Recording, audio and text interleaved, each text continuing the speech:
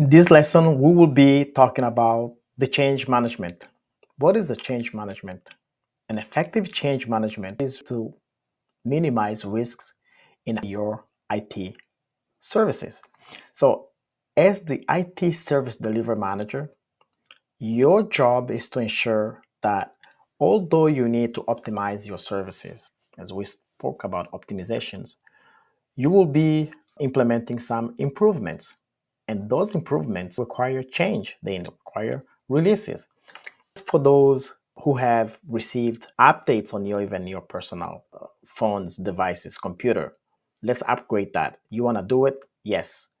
So, what the organization did before implementing, they had to ensure that whatever change that they are putting in, it will not impact any current services. It will not disrupt any services. So that's why we say you need to review the proposed services to ensure that you will not impact what you already have in place. So as a result, the change manager control the risks.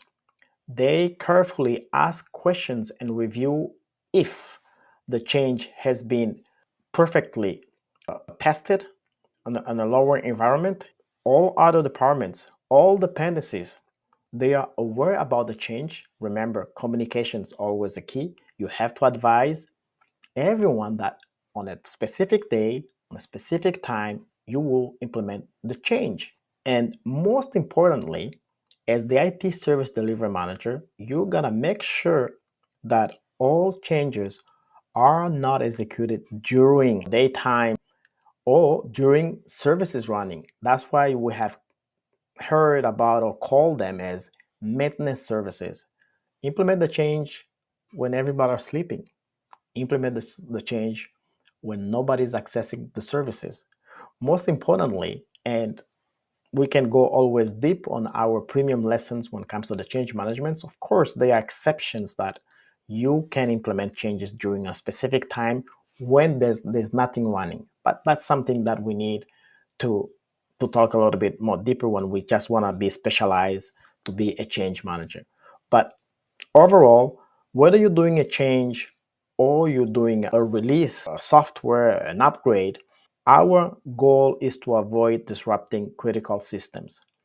Next, and most importantly, any change as a part of the aspects on a CAB, which is a change advisory board, they have a role to ensure that before approving the change in production, you gotta show me a proof that you tested the same change on the lower environments. What is the lower environments? It's the testing environments where you can test anything. You simulate as if you were implementing on productions. You get all the results. Now you are ready to implement on a real life. So testing and validating is one of the most critical steps during the change to ensure that you are testing and validating 100% successfully before telling everyone, yeah, we are back on and now it is working. So you need to validate and very rigorous to ensure like the new features will work correctly.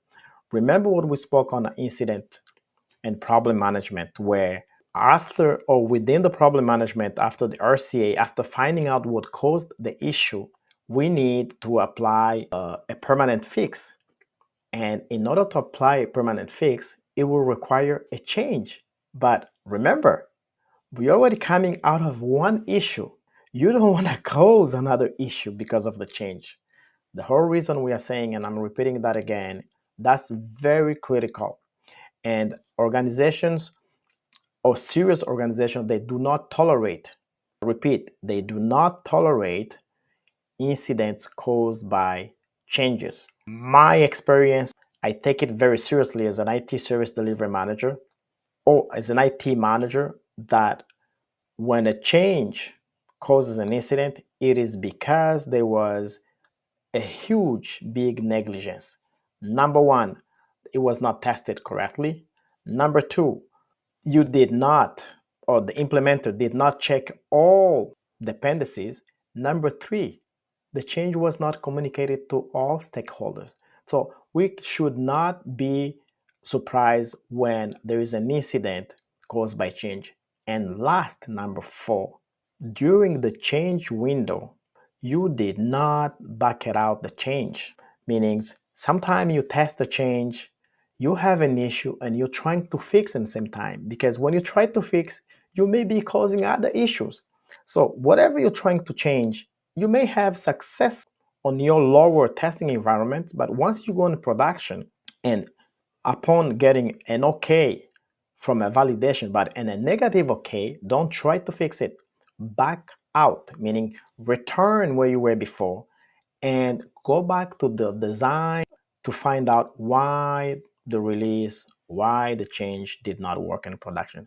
This is very, very important. It's very critical. Now, as a change advisory board manager, if you take care of the cab, those are the critical questions that you have to have evidences that indeed they tested everywhere to ensure that you are approved before going in productions. So, as an IT service delivery manager, change management is one of the most critical processes within your roles. First is the incident, uptime all the time. And then when it comes to the change, I want to make sure that you do not screw up, do not cause other issues.